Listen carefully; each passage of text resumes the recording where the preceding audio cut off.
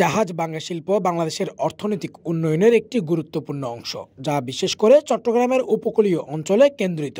এই শিল্প থেকে পাওয়া ধাতব পদার্থ ও অন্যান্য উপাদান পুনর্ব্যবহারযোগ্য হওয়ায় এটি অর্থনীতিতে গুরুত্বপূর্ণ ভূমিকা রাখে, যেমন ঠিক বিপরীতে তেমনি বিপর্যয়ে ফেলে পরিবেশকে।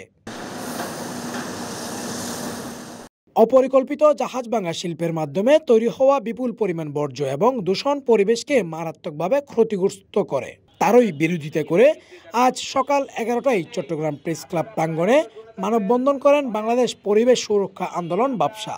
এ সময় মানববন্ধনে উপস্থিত পরিবেশবিদরা পরিবেশ উপদেষ্টাকে হুঁশিয়ারি দিয়ে বলেন, এই শিল্প কলকারখানা গড়ে তোলার নামে যে অবৈধভাবে আমার নদীকে দূষণ করছে, আমার বাংলাদেশকে দূষণ করছে, আমার মায়ের গর্ভে থাকা শিশুকে আজকে ক্যান্সারে আক্রান্ত হয়ে ভূমিষ্ঠ হতে হচ্ছে, এটার একটি অন্যতম কারণ হচ্ছে এই শিল্প।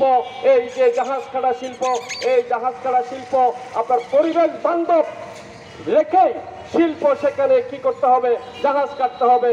বাংলাদেশের মাটি থেকে ফেসিবাদকে আমরা চিরতরে সরিয়ে দিয়েছি, কিন্তু ফেসিবাদের দোসররা এই জাহাজ শিল্পের যে মূল ব্যবস্থাপনায় আছে তারা কিন্তু এই কাঠামোকে এখনো ধরে আছে।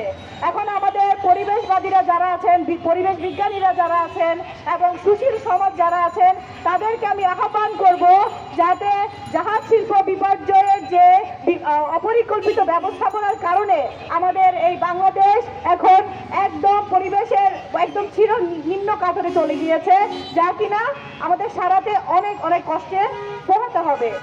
তাছাড়া এই অপরিকল্পিতভাবে জাহাজ ভাঙার ফলে পরিবেশের কি ধরনের ক্ষতি হয় তা উল্লেখ করে পরিবেশবাদী প্রফেসর ডক্টর ইদ্রিস আলী ও ডক্টর মাহফুজুর রহমান বলেন, জাহাজ ভাঙা শিল্পকে পরিপূর্ণ শিল্পে রূপান্তরিত করে এখানে যেন নদীর ক্ষতি না হয়, এখানে যেন নালাগুলোর কোনো ক্ষতি না হয়, মাটির যেন কোনো ক্ষতি না হয়, এবং শিল্পের থেকে যে রাসায়নিক দ্রব্যগুলো তেল থেকে শুরু করে অন্যান্য যে জিনিসগুলো পানিতে মিশে যায় সমুদ্র উপকূলে, সেটার যেন কোনো ক্ষতি না হয়, সেটা বিকল্প বুনিয়াদি আছে, সেটা যেন এখানে প্রয়োগ করা হয় এবং তদারক করা হয়।